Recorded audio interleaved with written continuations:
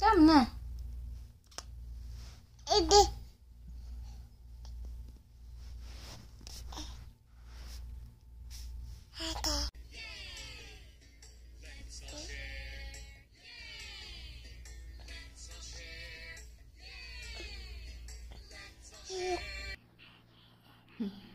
Kapit na magawas yung mga po na.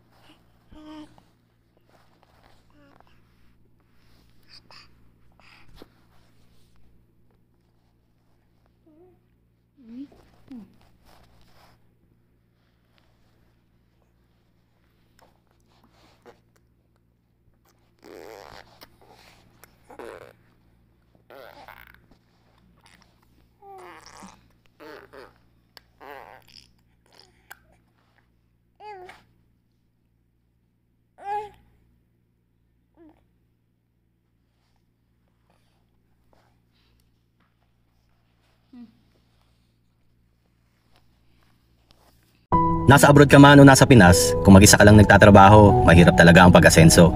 Kung may katuwang sa mga pasanin, magiging magaan ang mga dalahin. May mga taong sa bigat ng responsibilidad, kung magtrabaho ay sagad. Maaring wala kang naririnig mula sa kanila, pero hindi ibig sabihin ay laging okay siya. Maraming nagtitiis na lang dahil wala namang ibang aasahan. Hindi dahil walang luha ay hindi umiiyak, at maraming nahihirapan na rin, hindi lang makuhang dumaing.